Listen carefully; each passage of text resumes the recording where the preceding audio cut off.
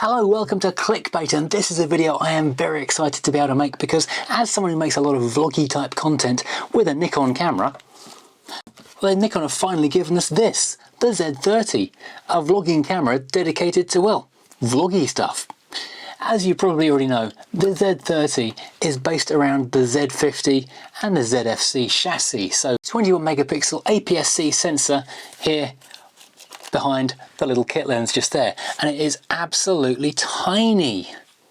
For comparison, this is a Z6, and coming from the world of DSLRs, the Z6 already feels pretty small, but profile wise it is minuscule. This is virtually a pocket camera, and if you get one of the pancake type lenses like the standard kit lens that comes with it, the 16 to 50, this is a f3.5 down to 6.3, it does become an incredibly tiny compact camera. So in terms of street photography and just getting the thing carried to places, you're already onto a winner. Of course, it uses the complete range of Nikon Z class, and you can adapt it to Nikon's F class with their Z to F adapter. All pretty straightforward stuff. Now you can buy it with the kit lens, and I know a lot of people are not keen on variable aperture lenses. I know I'm not particularly. So there are plenty of other options also available. You could go for the 24-70, which is a fixed f4 lens. That's quite a heavy lens compared to the camera itself, but that does give you a nicely balanced setup. Of course, it is an APS-C sensor, so that is going to mean that your 24 is really more like a 35. So you could go for the 14 to 30 f4. Again, a nicely balanced thing. It's not as light and carryable as this. If you're going to be sticking at the wide end, the 16 end pretty much the entire time, then that kind of makes sense at f3.5. Bear in mind this is f4, but that does give you a little bit more quality. Many options out there for you.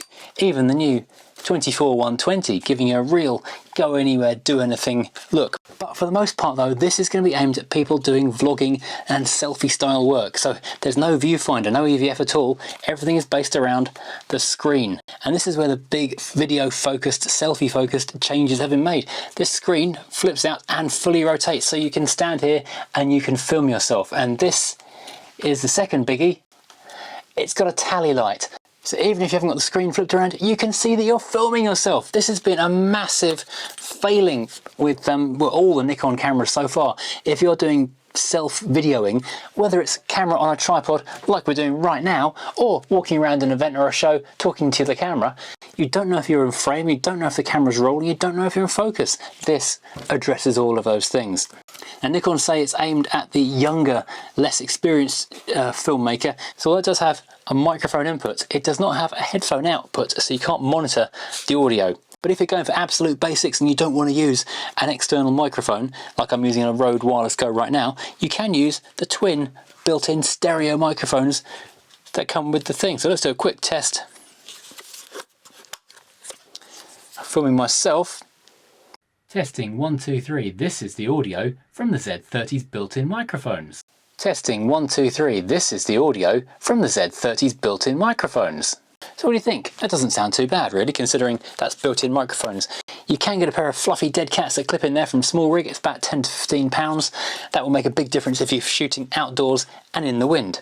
If you're already a Nikon user, the control layout will go make complete sense. All the buttons and layout are in exactly the right place, including this fantastic still to video flip switch on the back, which is one of the main reasons I've stuck with Nikon when Sony and Canon are offering such amazing other alternatives, because this means you can have completely different setup from stills to video, and if you're in a hybrid shoot situation you can just jump from one to the other and all your settings will be retained. It is really useful. Now you notice we do have a fair amount of information here on the screen at the moment. You can set this to be on or off, so if you don't want the distraction of extra information while you're filming, you can just turn it away, which is fine. It has pretty decent recording options. It'll shoot up to 30 frames per second in 4K and 120 frames per second in 1080p. In terms of ergonomics, it's really quite nice. It fits in your hand very nicely. The grip is big enough for someone even like me with quite big hands to get a nice comfortable grip on it. The thing is though, when you're in reverse, it's not quite as easy to get your hand around that grip, so you want some kind of stand underneath it really just to make it a bit easier. Small Rig do already have stuff in stock to make that kind of situation easier. Now it uses the EN EL25 battery, same as the ZFC and the Z50, which is a smaller battery than the Z6 and Z7 use, but it is rated for 330 stills, and it will do several hours of recording. In real terms, it will even do more than the 330 it's rated at. Interestingly, when you open the box, it doesn't come with a charger. It just comes with a USB-C charging cable, so you just charge it on the hoof, and you can power it for longer recording times straight from an external power source. Now, unlike the Z6 and 7 series, there's no 30-minute cutoff. It will record up to 2 hours and 5 minutes in 1080p, so that extra power source can come in handy. Now, Nikon say they have changed the layout of the controls a little, and it's nothing too significant. The shutter and the on-off switch are the same, but the recording button has now moved back to this panel here, so that you can't mistake it for the ISO button, which is something you could do before. But the ISO and exposure compensation are still around in that same panel, and you can change that on the fly, which is great when you're recording, to make subtle changes. Controls on the back are broadly the same. The only big difference that's changed just there is the play button is now moved here, which is quite sensible.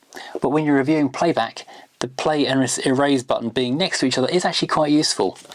It uses a standard, common, easy to get SD card, so you're looking at about £30 for 128 gig. So it's not too expensive and easily obtainable. The only downsides to this camera are really, you don't have a headphone port, but to be honest, most people doing blogging and vlogging on their own aren't going to be using headphones because they're being shot. And secondly, we don't have such a massive range of Nikon Z lenses just yet, but that is growing all the time. Admittedly, we're still on around low 30s from the Z series, whereas say Sony are 100 and something, 170 or so. So there is quite a big difference, but the essentials are there. Whether you want the basic pancake or something a bit more high quality, there is plenty of stuff to choose from even as we speak. And to be honest, most people going for a camera like this are probably going to be going for the kit lens and leaving it at that. But it is very high quality, so even people like myself who are looking for something a bit more will find a use for it in their kit bag. So well done to Nikon for doing that. The Z range is definitely growing in the right direction. Right, thank you for watching. I hope you find this interesting and informative. If you have, please hit like and subscribe, and join us again next time when we'll be talking about a few more of these cameras. Take care, everybody. See you later.